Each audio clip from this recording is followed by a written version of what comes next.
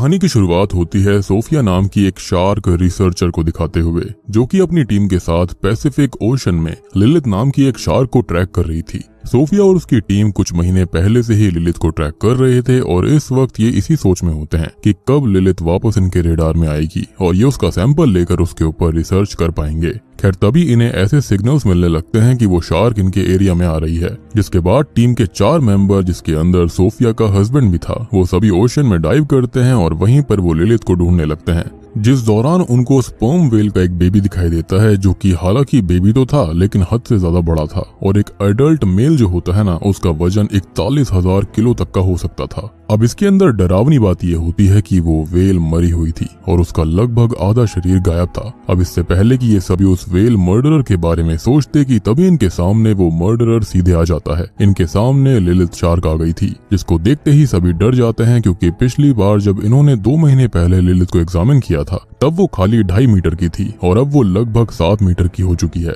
बस 2 महीने में वो लगभग 3 गुना बड़ी हो गई। अब यहाँ पर सबसे बड़ी गलती सोफिया का हस्बैंड करता है, जो कि इस वक्त भी सैंपल के बारे में सोच रहा था और वो सैंपल के चक्कर में लिलिथ के शरीर से सैंपल का पीस लेने के लिए उसे स्टैब कर देता है। जिसके बाद तो वही होता है जो कि एक्सपेक्टेड था। लिलिथ कुछ ही पलों में वहाँ पर जितने भी रिसर्चर्स होते हैं उनके शरीर के टुकड़े टुकड़े कर देती है और सोफिया और उसकी एक साथी बस ये सब दूर से देख रहे थे। अब आगे सोफिया इसी एक्सपेक्टेशन में ओशन में कूदती है कि शायद कोई बचा होगा, लेकिन वहाँ उसे सभी के कटे पटे बॉडी पार्ट्स दिखते हैं जो कि हर जगह बिखरे हुए थे और तभी उसके सामने लिलिथ आ जाती है, जो कि किसी मॉन्स्टर से कम नहीं लग रही थी। अब लिलिथ फिर सोफिया पर भी हमला करके उसे घसीटते हुए ओशन के अंदर ले जाने लगती है, पर किसी तरह से सोफिया वहां से बच जाती है। जिसके बाद सीन सीधा 3 साल बाद शिफ्ट होता है, जहां पर सोफिया ने अब शार्क पर रिसर्च करनी छोड़ दी थी और वो काइंड ऑफ एक्वेरियम गाइड का काम कर रही थी, जहां पर बच्चों को वो फिशेस और उनके बारे में बताया करती। अब इसी दौरान हम मीका नाम की एक मरीन एक्टिविस्ट को देखते हैं, जो कि सेवियर्स ऑफ सी नाम से एक ऑर्गेनाइजेशन को चला रही थी, जिनका काम ही होता है मरीन लाइफ को बचाना।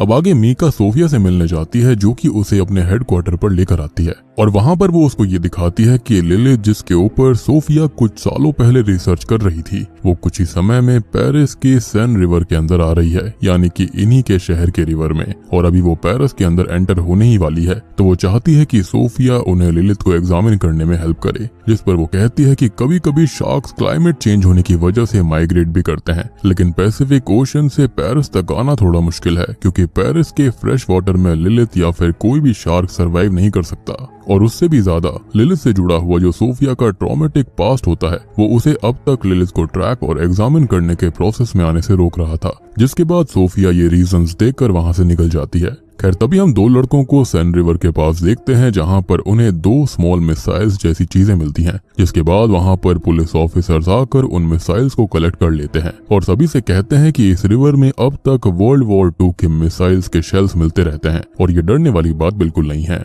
अब आगे रात में हम मीका और उसकी फ्रेंड को सेन रिवर में हुए एक कार एक्सीडेंट को एग्जामिन करते हुए देखते हैं, जहां पर असल में वो एग्जामिन करना चाहते थे कि लिलिथ क्या सेन रिवर तक आ चुकी है। जिसके बाद मीका की फ्रेंड रिवर में डाइव करती है और वहां पर उसे शार्क के बड़े बड़े दांतों के निशान दिखते हैं। खैर तभी वहां पर पुलिस ऑफिसर्स आ जाते हैं, क्योंकि ऐसे किसी केस को एग्जामिन करना इलीगल था और मीका को पकड़ लिया जाता है। वहीं दूसरी तरफ उसकी फ्रेंड वहां से बचकर निकल जाती है। खैर इसके बाद हम सोफिया को देखते हैं, जो कि अब तक लिलिथ को ट्रैक कर पा रही थी और उसे पता चलता है कि लिलिथ सेन रिवर में आ चुकी है। अब अगली सुबह ऑफिसर्स उस आदमी की बॉडी रिवर से निकालते हैं जिसका कार एक्सीडेंट हुआ था और सभी बॉडी की हालत देखकर हैरान रह गए थे, क्योंकि यहाँ पर भी आधी बॉडी गायब थी, जिसको देखकर ये समझ आ रहा था कि किसी बहुत ही बड़े जानवर ने इसकी बॉडी को खाया है। अब उस वक्त ऑफिसर्स के साथ सोफिया और मीका भी होती हैं और सोफिया क्लियरली ऑफिसर्स को बता देती है कि ये काम शार्क का है और अगर उन्हें आगे ऐसी मौतें नहीं देखनी है तो उस शार्क को रोकना पड़ेगा। लेकिन ये बात मीका को कुछ इस तरह सुनाई देती है कि अगर हमें आगे ऐसी मौतें नहीं देखनी है तो हमें उस शार्क को मारना होगा। अब उसको ये लगता है कि ऑफिसर्स असल में सोफिया के साथ मिलकर उस शार्क को मार देंगे, इसलिए वो शार्क को बचाने की प्लानिंग में लग जाती है।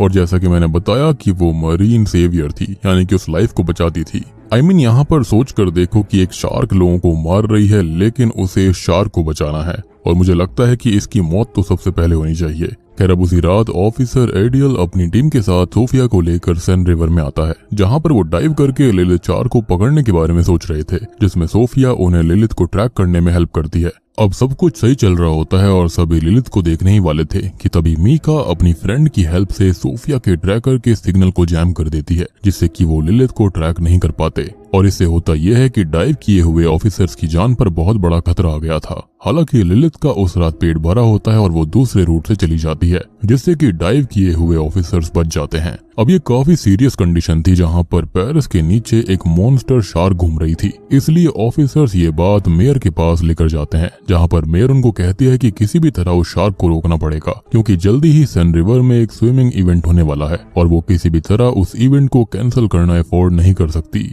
अब इसके बाद ऑफिसर्स लिलिथ को रोकने के बारे में सोचने लगते हैं और उसी दौरान मीका को दिखाया जाता है, जो कि एक वीडियो बनाकर उसे सीक्रेटली काफी सारे मरीन एक्टिविस्ट में फैला देती है, जिसमें वो लिलिथ शार्क के बारे में बताते हुए कहती है कि गवर्नमेंट ऐसी शार्क्स को मारना चाहती है और हमें इसके खिलाफ आगे आना पड़ेगा और हमें इनकी जान बचानी होगी, चाहे ये शार्क्स हम लोगों को क्यों न खा जाएं। और इसलिए वो कहती है कि आज रात हमें पेरिस के कैटाकॉम्स के अंदर आना पड़ेगा। अब ये कैटाकॉम्ब क्या है इसके बारे में मैं आपको जल्दी बताऊंगा। अब मीका का ये प्लान पूरा सक्सेसफुल हो जाता है, लेकिन उससे पहले ही उसकी फ्रेंड पुलिस ऑफिसर्स के पास चली जाती है और उन्हें इस सीक्रेट प्लान के बारे में बता देती है, जहां पर उनको पता चलता है कि शार्क इस वक्त पेरिस कैटाकॉम्ब के अंदर ही है। पेरिस का कैटाकॉम्ब पेरिस के अंदर फैला हुआ अंडरग्राउंड टनल है, जो कि तब बनाया गया था जब पेरिस सिटी बन रही थी और ये पूरे पेरिस में फैला हुआ था। अब आगे उसी रात मीका सभी एक्टिविस्ट को लेकर उसी कैटाकॉम्ब के अंदर लोकेशन पर पहुंच जाती है और तभी ऑफिसर सोफिया के साथ वहां पर आ गए थे, क्योंकि उन्हें भी इस प्लान के बारे में पता चल गया था।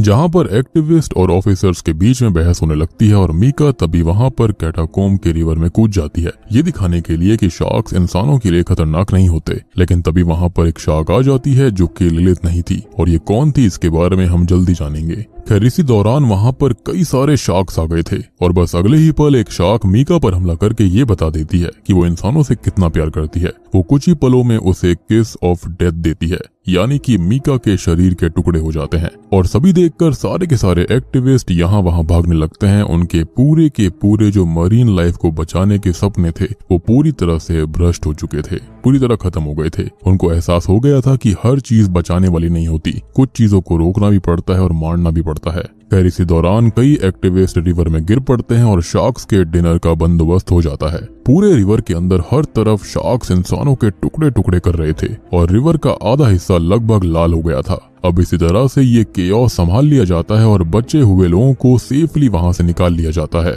जिस दौरान एक शार्क को भी मार दिया गया था, जिसको आगे सोफिया एग्जामिन करती है। उस शार्क को एग्जामिन करने से सोफिया को पता चलता है कि ये शार्क एक फीमेल है जो कि लगभग 2 महीने की है और ये प्रेग्नेंट भी है और इसके पेट में ढेरों बेबी शार्क्स हैं, जो कि ये बताता है कि ये शार्क असल में पैथोजेनेसिस प्रोसेस के जरिए बच्चे पैदा कर रही है, जिसके अंदर मेल शार्क की जरूरत नहीं पड़ती और फीमेल शार्क खुद के अंदर ही बेबी शार्क्स को रिप्रोड्यूस कर सकती है, वो भी बहुत ही छोटी उम्र में, जो कि बहुत ही ज्यादा डरावनी बात है, क्योंकि इससे इनकी पॉपुलेशन कुछ ही समय में बहुत ही ज्यादा बढ़ सकती है। वहाँ उसको ये भी पता चलता है कि ये शार्क लिलिथ की ही बेटी है और इन शार्क्स के अंदर ऐसी एबिलिटी आ चुकी है कि ये फ्रेश वाटर के अंदर भी सरवाइव कर सकते हैं। ये एबिलिटी इन्हें अपनी माँ लिलिथ से ही मिली है, जिसने क्लाइमेट के टफ कंडीशंस को झेलते हुए फ्रेश वाटर में रहना सीख लिया। अब इनको ये भी पता चल जाता है कि ये शार्क्स हजारों की संख्या में हो सकते हैं और ये सभी कैटाकॉम्ब्स के अंदर रह रहे हैं, इसलिए ये कैटाकॉम्ब के अंदर ब्लास्ट करने का फैसला करते हैं, जिससे कि सभी शार्क्स वहां पर मारे जाएं। अब अगले दिन सेन रिवर में स्विमिंग इवेंट होता है, जिसके अंदर एक साथ ढेरों लोग रिवर के अंदर स्विम करेंगे।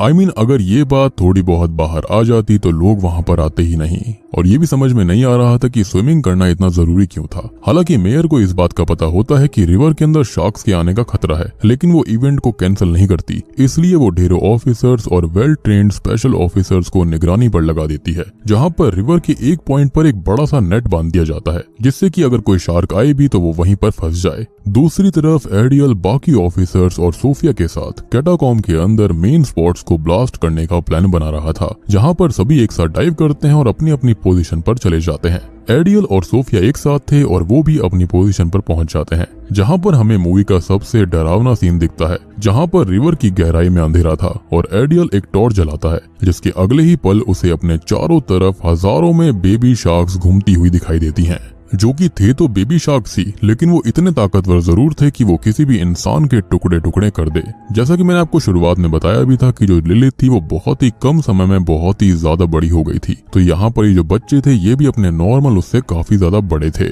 खैर अब सभी बॉम्ब्स को अपनी अपनी पोजीशन पर लगा दिया जाता है और इससे पहले कि बॉम्ब ब्लास्ट होता है एरियल पर एक शार्क का हमला होता है। हालांकि एरियल किसी तरह बॉम्ब ब्लास्ट कर देता है जिससे कि एरियल भी इंजर्ड हो गया था, जिसके बाद उसे ऊपर खींच लिया जाता है और जब सोफिया वापस नीचे जाकर देखती है तो उसके सामने से लिलिथ गुजरती है, जो कि श्योरली अपने बच्चों की मौत से बहुत ही ज्यादा गुस्सा थी। अब लिलिथ सोफिया को तो नहीं देख पाती, लेकिन वो सीधे सेन रिवर के नेट को तोड़ते हुए उस जगह पर आ जाती है जहाँ पर रेस शुरू हो चुकी थी और सभी लोग अब रिवर के अंदर स्विम कर रहे थे। अब अगले ही पल होता यह है कि लिलिथ एक झटके में एक आदमी के 2 टुकड़े कर देती है और हर तरफ तबाही मच जाती है। तभी वहाँ पर ढेरों शार्क्स आ जाते हैं जो कि ऑब्वियसली लिलिथ के कहने पर आए थे, जो कि प्रोबेबली कैटाकॉम्ब से बाहर कहीं और रह रहे थे और इसलिए वो बॉम्ब से मरे ही नहीं और उनकी संख्या बहुत ही ज्यादा थी। वो सभी शार्क्स मिलकर अब रिवर के पानी को खून से लाल कर देते हैं और सभी के बॉडी पार्ट्स रिवर में तैरते हुए दिखते हैं। तभी वहाँ पर एक और बड़ी मिस्टेक होती है कि स्पेशल ऑफिसर शार्क को स्नाइपर से शूट करते हैं,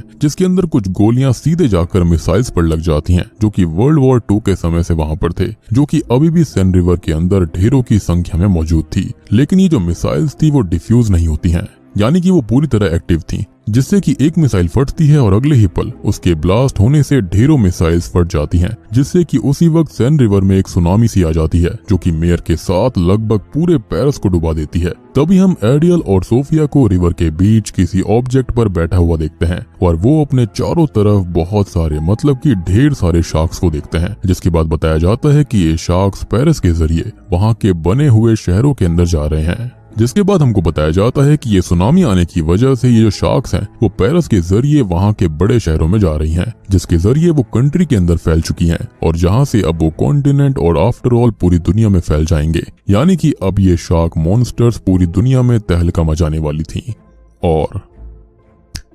बूम, इसी के साथ में अंडर पेरिस मूवी यहीं पर खत्म हो जाती है।